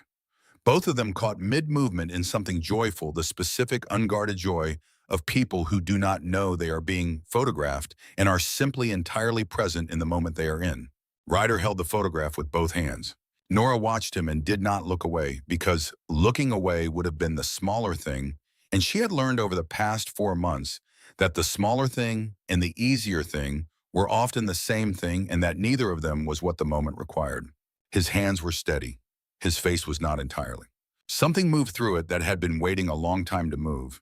Not the release of something that breaks, the acknowledgement of something that has been held for 7 years without being held properly, without the photograph, without the confirmation, without anyone else in the room who knew the shape of it. Grief acknowledged rather than grief performed or grief suppressed. The difference between a man who has been refusing to feel something and a man who has finally given himself permission. She was good, he said. His voice barely made it out. She was the best person I knew. I know, Nora said. My father's notes, the things he wrote about her work, about what she was investigating. He admired her. He was afraid. He did not go public the way she did, and he lived with that for years. And I think part of why he documented everything so carefully, part of why he kept it when it would have been so much easier to destroy it, was because of her. Because she had been willing to go all the way, and he had not, and he could not undo that. But he could keep what she found alive. Ryder was quiet for a long time. The desert finished its sunset the way it always did. All at once, the colors going from extravagant to deep, the dark arriving from the east, while the west still held its last light. She would have liked you, Ryder said. I think I would have liked her too, Nora said.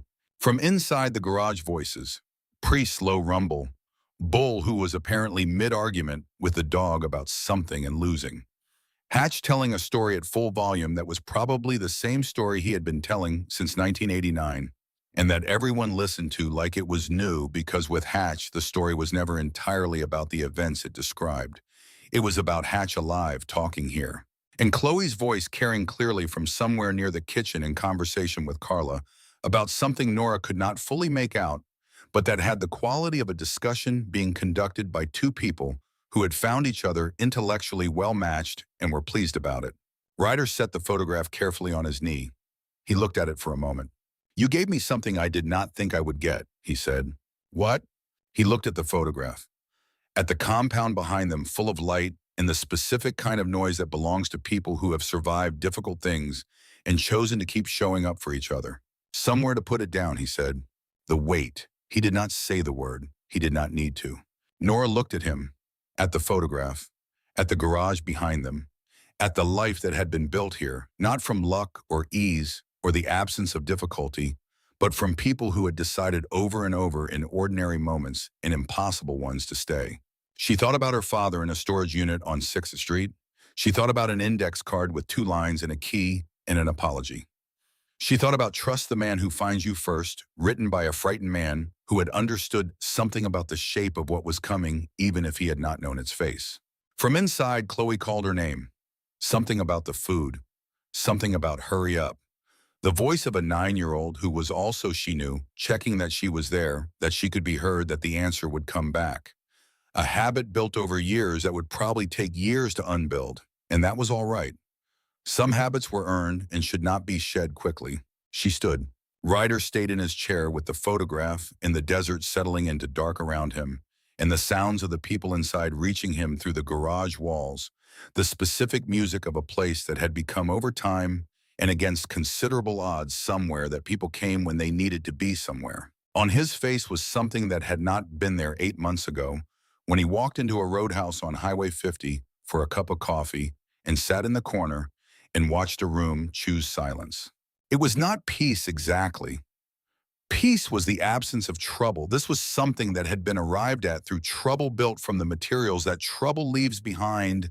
The photograph on his knee, the compound at his back, the woman who had just gone inside to answer her daughter, the men who had found their way to this stretch of desert road because someone had painted 5 words on a garage bay door a long time ago and meant them. It was not redemption. Redemption implied a debt settled, a ledger balanced, and his ledger did not balance and would not. His wife and his daughter were not coming back. Earl Briggs was not coming back. The years of riding without direction were not retrievable. What he had instead was this: the photograph, the compound, the Thursday cookouts, the intake program that Carla ran. and the women it reached the veterans at the long table. Chloe's voice carrying clearly through the garage wall, Nora's footsteps on the concrete inside going toward her daughter. The present still happening, still mattering. He was still here. He sat with the photograph for a long time. He had not had a photograph of them since the fire.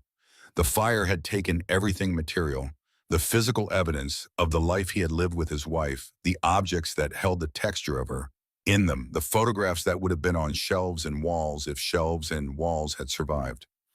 He had rebuilt the compound around an absence that had no image, only the weight of what it had displaced. Now he had an image. He looked at his wife's face. He looked at the specific quality of her hand, which he had been reconstructing from memory for 7 years, with the imprecision of a man working from a description of a painting rather than the painting itself, and found that the reconstruction had been reasonably accurate in its structure, but had missed something in the quality, the particular aliveness of a person who was fully present in a moment and knew it. The photograph had that. Memory approximated it. The photograph contained it. He looked at his daughter, 5, maybe 6 years old, her arms around her mother's neck with the total unself-conscious commitment of a child who has not yet learned that holding on to people is a thing that requires management. He stayed with them for a while in the photograph in the desert evening, in the compound that had been rebuilt from the same stretch of road where everything had been taken. The evening deepened around him. Inside the garage, the sounds of the people continued, Carla's voice, Priest's low rumble, Bull's ongoing negotiation with the dog, Chloe asking a question that Carla was already in the process of answering. The grill smoked and the desert held its cold, and the stars came out one by one in the specific incremental way they come out when you are sitting still enough to watch. He had not sat still enough to watch the stars in 7 years. He had been moving, always moving, because motion was the only available substitute for purpose when purpose was not available. He was not moving now. Then he put the photograph in the inside pocket of his vest close. He stood up from the old wooden chair. He went inside.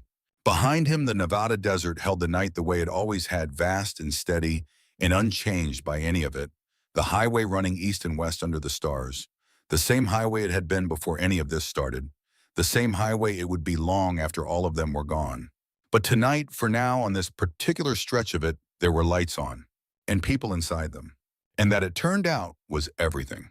In the months that followed, the trial of Harlan Vance became what trials of its kind become when the evidence is thorough and the witnesses are credible, and a live-streamed confession viewed by 800,000 people has already established the basic facts for any jury that might be assembled, long, expensive, and ultimately inevitable in its conclusion. Maura was prepared. She had always been prepared. What she had been missing was the source documentation that Earl Briggs had locked in a fireproof box in a storage unit on 6th Street in Ely, Nevada, and waited 9 years for someone to find. His daughter had found it. The verdict arrived on a Thursday afternoon in October, 14 months after a Friday night at a roadhouse on Highway 50, when a bartender said, "Keep your money," and a man in a corner booth set down his coffee cup. Harlan Vance, guilty on 12 counts of fraud, 3 counts of bribery, 2 counts of conspiracy to commit arson. Garrett pleaded to a reduced charge and served as the prosecution's primary witness, with the comprehensive testimony of a man who had been keeping records for 9 years and finally had somewhere to put them. The county assessor, the state senator, the federal land management official, each addressed separately, each facing their own proceedings, each in the slow process of accountability that does not move fast but does not stop. There were 14 families along Highway 50 who had been displaced through Vance Land Group's acquisition methods over 12 years. Maura's team documented each case. The findings were part of the federal record. 2 of those families, identified through the acquisition records Earl Briggs had preserved, came forward and provided testimony about the methods that had been used against them. Their testimony was not required for the conviction, but it was part of the record, and the record was permanent, and permanence was something that Harlan Vance had assumed applied only to his own arrangements. The veteran whose land had been taken through a fraudulent code complaint, in 2019, a man named Gerald Marsh, who had served 2 tours and come home to a small farm he had bought with his disability payments, received a settlement from the civil judgment that followed the criminal conviction. He used it to return to a property 2 miles from his original land and built a workshop where he repaired small engines and in the evenings taught 2 of his grandchildren to weld. This was not in the news. The news covered the conviction. The news covered the senator's resignation and the assessor's departure and the federal judge's investigation. The news did not cover Gerald Marsh returning to eastern Nevada with a settlement check and a plan. Nora knew about it because Carla told her. Carla knew about it because Carla made it her business to know the outcomes, that the news did not cover the ones that happened in the months after the cameras moved, on the ones that constituted the actual and lasting difference in actual and lasting lives. Nora was in her anatomy class when the verdict came through. Torres texted her guilty on all counts. She read the text. She put her phone face down on the desk. She looked at the diagram of the human circulatory system projected on the board at the front of the classroom. She thought about her father. She thought about an index card with 2 lines and a key, about a fireproof box and a composition notebook, and a drive that contained 9 years of a frightened man's courage preserved in a storage unit that smelled of old cardboard, waiting for his daughter to be ready. She thought about trust the man who finds you first. She thought about February. The anatomy diagram on the board showed the heart in cross-section, the chambers, the valves, the architecture of a system built to keep moving under pressure. Her professor was explaining the concept of resilience in cardiac tissue, the property that allows the heart to sustain its function through conditions that would compromise simpler structures. Nora copied the notes. She would learn this. She would use it. She was going to be very good at this. After class, she drove to the compound. Not because she had planned to, not because she had called ahead. She just drove east on Highway 50 in the October afternoon with the windows down and the desert smell coming in, the specific smell of sage and cold air and the long open road, and she did not turn on the radio.